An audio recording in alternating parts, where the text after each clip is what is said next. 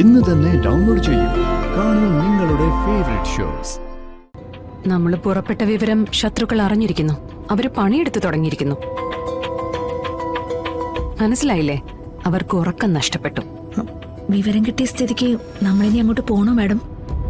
പോണം. എങ്കിൽ കൂടുതൽ പോലീസിനെ നമുക്ക് വിളിക്കാലോ. അവിടെ ചെല്ലട്ടേനോ, എന്നിട്ട് അവിടുത്തെ സിറ്റുവേഷൻ നോക്കട്ടെ. എന്നിട്ട് ആവശ്യമുണ്ടെങ്കിൽ നമുക്ക് വിളിക്കാം. അതുപോരെ? ശരി, ഓക്കെ മാഡം.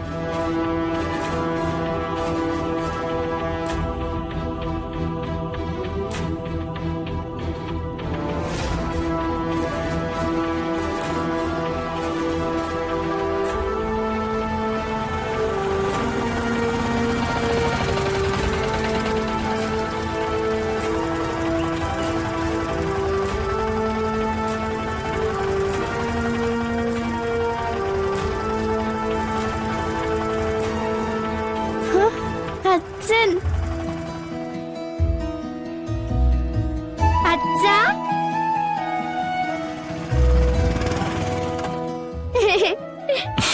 അച്ഛാ,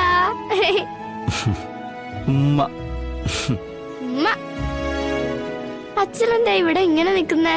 അത് അച്ഛൻ മോളെ കാണാൻ വേണ്ടി വന്നതാ. ഇതെന്താ മോളെ? ഇത് വിഷ്ണു അച്ഛൻ വാങ്ങിച്ചു തന്നെയാ. സ്വീറ്റ്സാ. ആഹാ. എല്ലാവർക്കും കൊടുക്കാൻ പറഞ്ഞു. ഞാനും ഒരെണ്ണം കഴിച്ചു. എന്നാ പിന്നെ ശരി, മോള് ക്ലാസ്സിലേക്കല്ലേ? അമ്മേ, ബാഗിങ് തന്നെ. ഞാൻ ഇതുകൊണ്ട് എല്ലാവർക്കും കൊടുക്കട്ടെ? അല്ല, അച്ഛന് വേണോ? ഏയ് വേണ്ട, മോള് കൊണ്ടുപോയി കൂട്ടുകാർക്കൊക്കെ കൊടുക്ക. ശരി.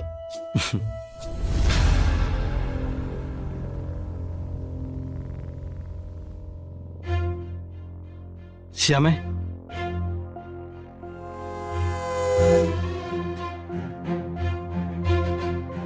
വിഷ്ണു ബ്രോ പറഞ്ഞിട്ടാ ഞാൻ കാത്തു നിന്നത്. ചില കാര്യങ്ങൾക്കൊരു തീരുമാനം ഉണ്ടാക്കാൻ. അപ്പോഴും സ്വന്തം കാര്യത്തിനൊരു തീരുമാനം ഉണ്ടാക്കണമെന്ന് വല്ലവരും പറഞ്ഞു തരണോ അല്ലേ? അതിനും സ്വന്തമായിട്ടൊരു തീരുമാനമില്ല. ഇങ്ങനെ പോയ നമ്മുടെ ജീവിതം മാത്രമല്ല, പപ്പിയുടെ ജീവിതം അവതാളത്തിലാവും. ഞാൻ പറഞ്ഞില്ലെന്ന് വേണ്ട. അല്ല, നിന്റെ തീരുമാനങ്ങൾക്ക് എന്തെങ്കിലും മാറ്റം ഉണ്ടെന്ന് അറിയാൻ വേണ്ടി വന്നത്. നിങ്ങളെ ദത്തെടുത്ത ദത്തമ്മയ്ക്കും മറ്റുള്ളവരുടെ മുൻപിലും പരിഹാസപാത്രമായിട്ട് നിൽക്കാൻ ഞാൻ ഇനി നിന്ന് തരില്ല. ഇതിന്റെ അവസാന തീരുമാനമാണോ? അല്ല, എന്നെ നിങ്ങൾ എല്ലാവരുടെ മുമ്പിൽ വെച്ച് അപമാനിച്ച് വലിച്ചിറക്കി വിട്ടതിന് രോഹിത്തിന് മാപ്പ് പറയാൻ പറ്റുമെങ്കിൽ ഞാൻ എന്റെ തീരുമാനം മാറ്റാം. പക്ഷേ എല്ലാവരുടെയും മുമ്പിൽ വെച്ച് നിങ്ങളത് പറയണം.